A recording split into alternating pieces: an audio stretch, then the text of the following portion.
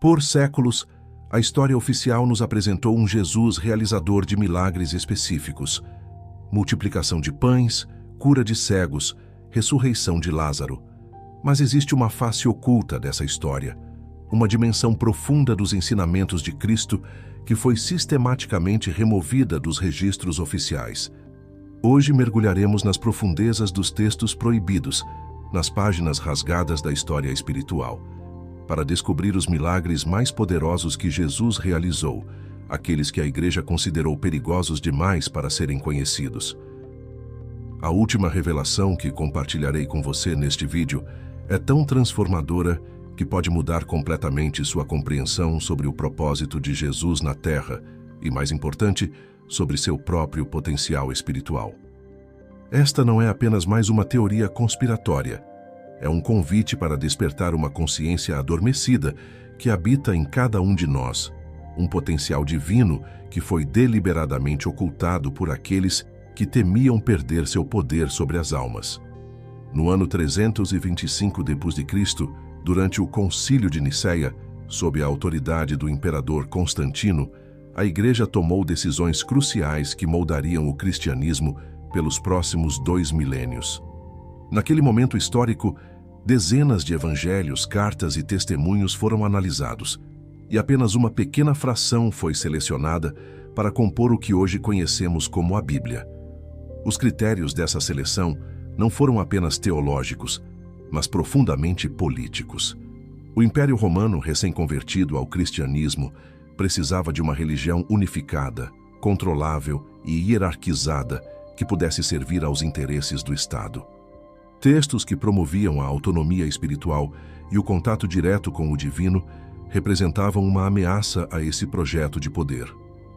Os textos que apresentavam um Jesus mais humano, que falavam sobre o poder divino interior de cada pessoa, foram considerados ameaçadores para a estrutura de poder que se formava.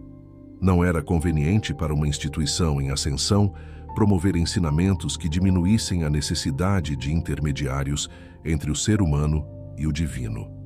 A Igreja nascente precisava estabelecer-se como a única guardiã legítima dos mistérios sagrados, como a única porta de acesso ao reino celestial. Qualquer sugestão de que esse acesso pudesse ser obtido diretamente, através de práticas interiores e do autoconhecimento, era vista como heresia perigosa que precisava ser erradicada. Um dos milagres mais mencionados nos evangelhos apócrifos era a capacidade de Jesus de curar não apenas corpos físicos, mas almas traumatizadas em sua essência. Do Evangelho de Tomás, documento encontrado em Nag Hammadi, no Egito, em 1945, Jesus afirma que o reino de Deus está dentro de vós e que, se trouxerdes à luz o que há dentro de vós, o que trouxerdes à luz vos salvará. Este não era um ensinamento abstrato, mas uma técnica espiritual concreta, para despertar a consciência divina adormecida em cada ser humano. Jesus ensinava métodos práticos de autoconhecimento, meditação e contemplação que permitiam aos seus seguidores acessar diretamente estados elevados de consciência, sem necessidade de rituais externos ou autoridades sacerdotais. Imagine o impacto revolucionário dessas palavras em uma sociedade oprimida por forças imperiais e religiosas. Jesus não estava apenas oferecendo consolo espiritual, estava entregando ferramentas de libertação interior. Estava ensinando que o verdadeiro milagre não era a transformação da matéria externa, mas o despertar da luz interna. Em um mundo onde o poder religioso estava concentrado nas mãos de poucos, onde o acesso ao divino era controlado por uma elite sacerdotal, essa mensagem era profundamente subversiva. Era um chamado à revolução espiritual que ameaçava as próprias fundações do sistema religioso estabelecido. Elaine Pagels, renomada historiadora especializada nos evangelhos gnósticos, revela em suas pesquisas que textos como o Evangelho de Maria Madalena apresentam Jesus transmitindo conhecimentos secretos diretamente aos seus discípulos mais íntimos. Nestes textos, a salvação não é descrita como um lugar para onde se vai após a morte, mas como um estado de consciência que pode ser alcançado em vida, através do autoconhecimento profundo. Jesus não prometia um paraíso distante, como recompensa pela obediência cega, mas ensinava que o céu e o inferno são estados de consciência que podemos experimentar aqui e agora, dependendo do nosso nível de despertar espiritual. Por que esses relatos foram proibidos? Porque empoderavam demais o indivíduo, porque lembravam que cada ser humano possui a capacidade inata de se conectar com o divino, sem necessidade de estruturas hierárquicas controlando esse acesso. Era um milagre de liberdade espiritual. E a liberdade sempre foi o maior temor dos sistemas que buscam governar almas. Uma igreja que se estabelecia como mediadora exclusiva entre Deus e os homens não podia permitir a circulação de textos que sugeriam que essa mediação era desnecessária, que cada pessoa poderia encontrar o divino olhando para dentro de si mesma, em vez de olhar para o altar. Nas primeiras comunidades cristãs, antes da institucionalização da igreja, grupos se reuniam em casas simples, para compartilhar não apenas pão e vinho, mas experiências místicas diretas. Ali se falava de visões, sonhos proféticos e curas coletivas. Os participantes não eram meros seguidores passivos de uma doutrina, mas experimentadores ativos de uma realidade espiritual viva. Aqueles que escutavam e praticavam sentiam-se parte de um movimento transformador, que não podia ser facilmente controlado por hierarquias. Essas comunidades funcionavam como laboratórios espirituais, onde os ensinamentos de Jesus eram vivenciados em sua dimensão mais profunda, não como dogmas a serem aceitos, mas como sementes de transformação a serem cultivadas no jardim interior de cada buscador. O Evangelho de Filipe, outro texto encontrado em Nag Hammadi, descreve o que chamava de matrimônio sagrado, não uma cerimônia externa, mas uma união interior entre a consciência humana e a luz divina. Este sacramento secreto era considerado o verdadeiro batismo, a verdadeira comunhão, muito além dos rituais físicos. Era um estado de plenitude espiritual onde a alma reconhecia sua origem eterna. Felipe descreve este processo como uma alquimia interior, uma transformação profunda da consciência que transcende as limitações da identidade pessoal e revela a natureza divina que sempre esteve presente, apenas adormecida sob os véus da ignorância e do condicionamento. O que une todos estes relatos proibidos é a insistência em que Jesus não veio apenas realizar prodígios externos para impressionar multidões, mas para despertar em cada pessoa a consciência de sua natureza divina. Este era o milagre supremo, acender a chama divina em cada coração humano.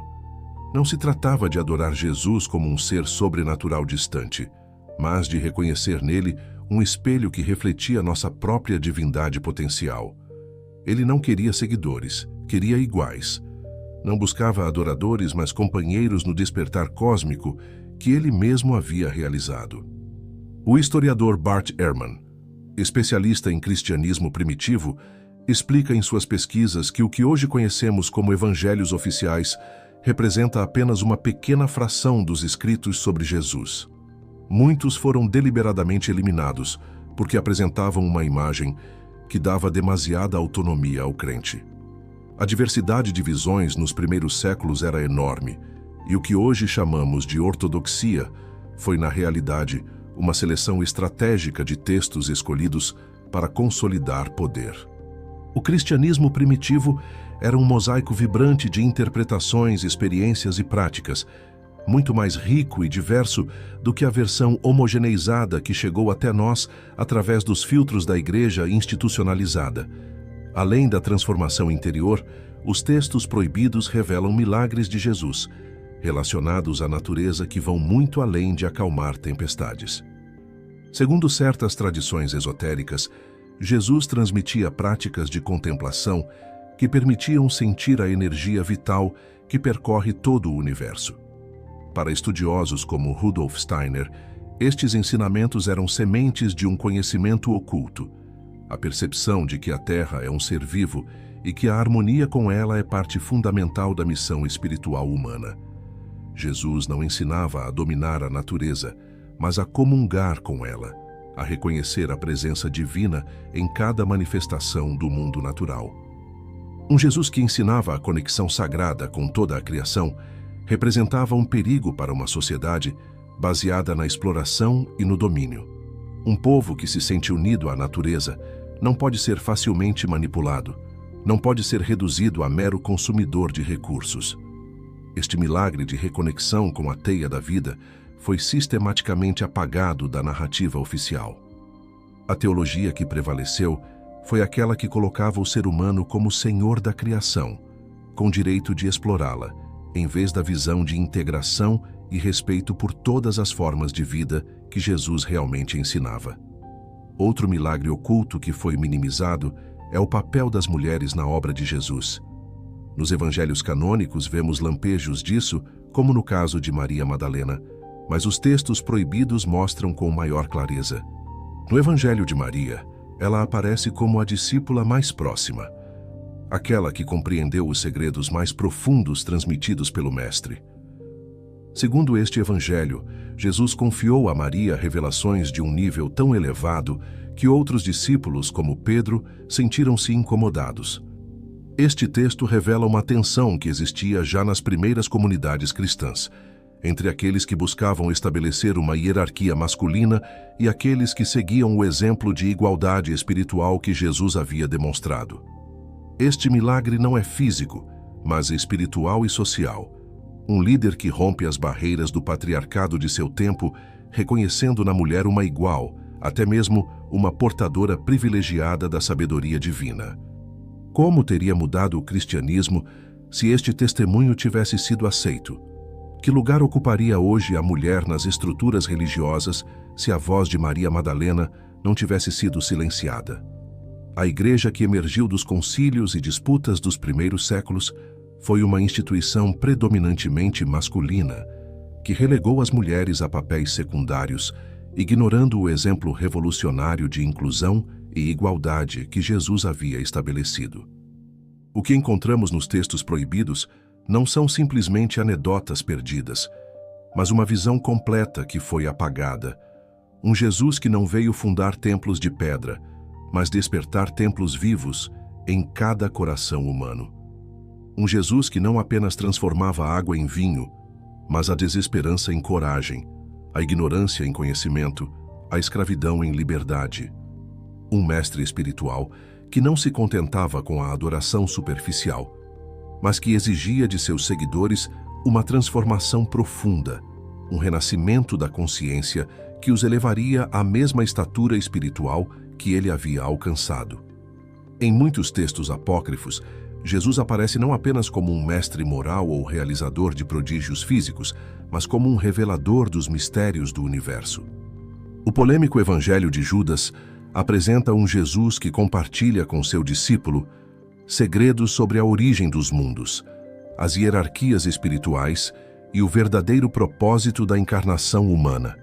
Ali, não se fala de um Messias que busca ser adorado, mas de um guia que tenta abrir os olhos de seus seguidores para que compreendam que o universo é muito mais vasto e misterioso do que imaginam. Jesus aparece como um iniciado nos mistérios cósmicos, alguém que compreende as leis ocultas que governam tanto o macrocosmo quanto o microcosmo. O estudioso Marvin Meyer, especialista em textos gnósticos, indica que nesses escritos Jesus é visto como um portador de conhecimento celestial, um mensageiro que veio lembrar à humanidade seu lugar no cosmos. Este é um dos milagres mais proibidos, o milagre do despertar cósmico, a compreensão de que cada alma provém de uma fonte divina além das estrelas e que seu destino é retornar a essa plenitude. Jesus não falava apenas de uma salvação individual, mas de um plano cósmico de evolução espiritual, no qual cada ser humano tem um papel a desempenhar. Ele revelava a seus discípulos mais próximos mapas da jornada da alma, através dos diversos planos de existência, conhecimentos que eram tradicionalmente reservados aos iniciados nos antigos mistérios. Imagine o poder desta mensagem nos primeiros séculos. Um povo oprimido por impérios militares e religiosos, ouvindo que sua verdadeira identidade não estava definida por correntes terrenas, mas pela eternidade do Espírito. Não era apenas consolo, era um ato de libertação interior que transformava a maneira como as pessoas viam a vida e a morte. A morte deixava de ser um final temido para se tornar uma transição, uma porta para uma realidade mais ampla. Esta visão transformava completamente a relação do ser humano com sua própria mortalidade, eliminando o medo que tantas vezes é usado como instrumento de controle religioso. As tradições esotéricas falam também da capacidade de Jesus para entrar em estados de consciência expandidos, nos quais revelava verdades que transcendiam o tempo e o espaço. Conta-se que ensinava a seus discípulos técnicas de oração profunda, que não eram simples palavras repetidas, mas chaves para abrir dimensões de percepção superior. Estas práticas, segundo manuscritos gnósticos, permitiam experimentar visões da luz eterna, encontros com seres angelicais e revelações sobre o propósito da alma. Jesus não era apenas um pregador de moral, mas um mestre de técnicas espirituais concretas que permitiam a experiência direta do divino. Se aceitarmos que Jesus transmitia este tipo de conhecimento, entendemos por que a Igreja o considerou perigoso. Porque quem aprende a entrar em contato direto com o divino já não depende de autoridades externas para receber graça ou verdade. Este era o milagre interior mais temido. O ser humano reconectado com sua essência, capaz de ouvir diretamente a voz de Deus em seu interior. Uma instituição religiosa, que se estabelecia como intermediária exclusiva entre o céu e a terra, não podia tolerar ensinamentos que sugeriam que essa intermediação era desnecessária, que o véu do templo já havia sido rasgado e que o acesso ao Santo dos Santos estava disponível para todos. A relação de Jesus com a vida após a morte é outro aspecto escondido. Em textos como o Apócrifo de João, Jesus explica a seus discípulos que a alma, ao deixar o corpo, atravessa diferentes planos de existência, enfrentando provas e revelações até retornar à fonte divina. Este conhecimento, longe de ser fantasia, assemelha-se aos relatos modernos de experiências de quase morte, documentados por pesquisadores como Raymond Moody. Estes ensinamentos ofereciam um mapa para a jornada pós-morte, eliminando o medo do desconhecido e a dependência de rituais externos para garantir uma boa passagem. A conexão com o cosmos era outro dos grandes milagres escondidos. No Evangelho de Tomás, Jesus afirma: "Eu sou a luz que está sobre todos. Eu sou o todo. O todo saiu de mim e o todo retornou a mim. Rachai a madeira e lá estarei. Levantai a pedra e me encontrareis." Aqui se revela uma verdade profunda. Compreender o universo não é suficiente se não conhecemos a centelha divina que levamos dentro. É um chamado à unidade entre o microcosmo e o macrocosmo, entre o ser humano e o universo infinito. Jesus não estava falando de si mesmo como um ser separado e único, mas como uma manifestação da consciência cósmica que está presente em toda a criação e que pode despertar em cada ser humano. Este tipo de ensinamento inspirou correntes místicas como a Cabala, o Sufismo e a Gnose, que viram em Jesus um mestre universal, além das limitações de uma única religião.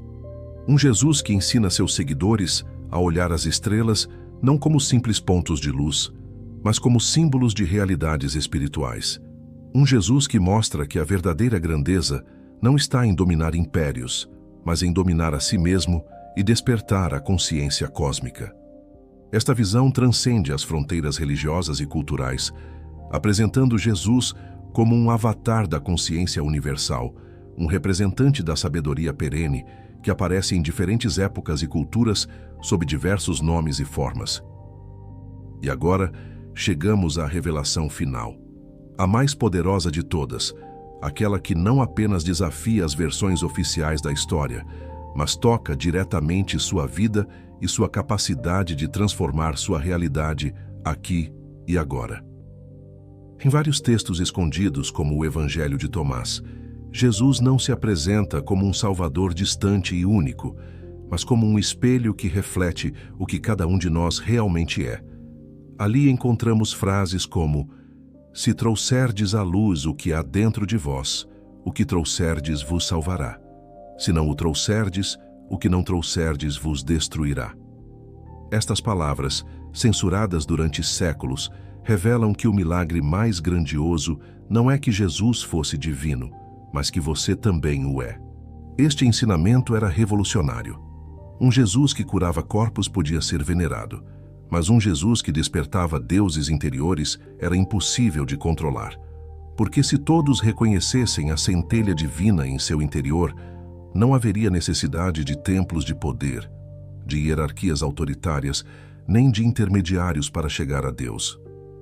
A verdadeira igreja seria o coração humano desperto, o verdadeiro altar seria a consciência iluminada pelo autoconhecimento. Esse era o milagre que mais temiam os líderes religiosos, a multiplicação de Cristos na terra, seres humanos despertando sua verdadeira identidade espiritual. Não se trata de uma metáfora poética. Segundo estudiosos como Elaine Pagels e Marvin Meyer, os textos gnósticos insistiam em que Jesus via seus discípulos não como seguidores passivos, mas como futuros portadores da mesma luz que habitava nele.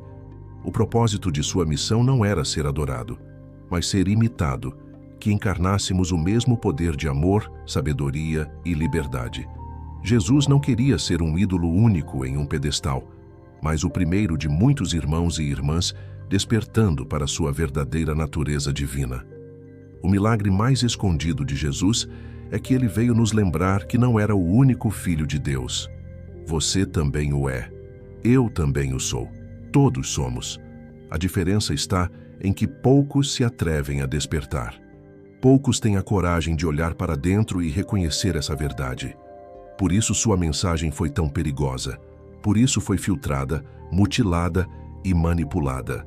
Porque um povo que reconhece sua divindade interior já não é escravo de nenhuma estrutura de poder. Não pode ser controlado pelo medo, pela culpa ou pela promessa de salvação externa. Torna-se soberano de sua própria jornada espiritual. Os evangelhos proibidos não falam apenas de milagres extraordinários. Também insistem que Jesus convidava a todos a fazer obras ainda maiores.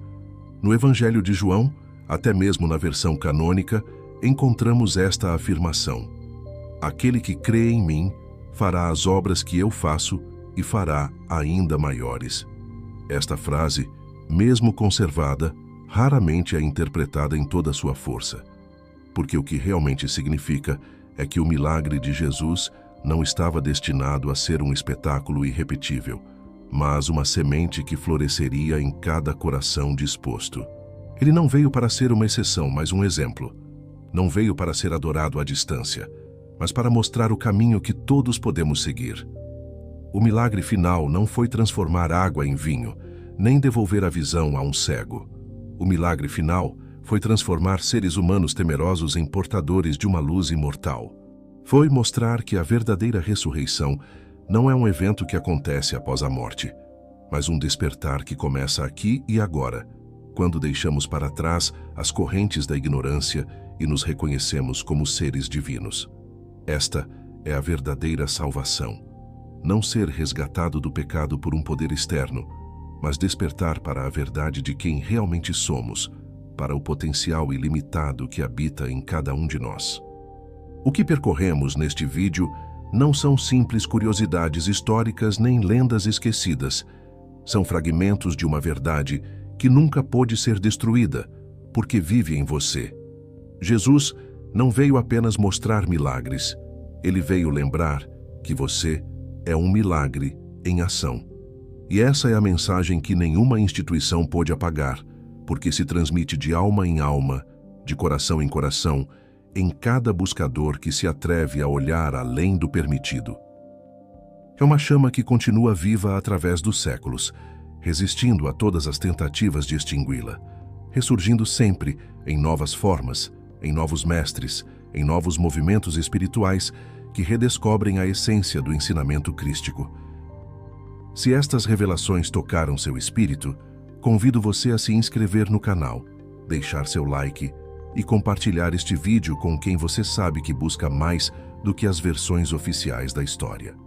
Comente abaixo qual ensinamento ressoou mais com você, porque suas palavras podem iluminar outros em seu caminho. Juntos, formamos uma comunidade de buscadores da verdade, reacendendo a chama do conhecimento espiritual autêntico que nunca deveria ter sido apagada. Lembre-se, o que foi proibido pela Igreja foi justamente o que mais poderia libertá-lo. E o que você ouviu hoje não é um final, mas um começo. O começo de um despertar que já não pode ser apagado. A semente foi plantada em sua consciência.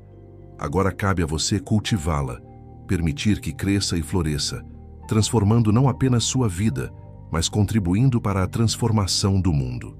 Obrigado por assistir e por fazer parte desta jornada de redescoberta da verdade espiritual.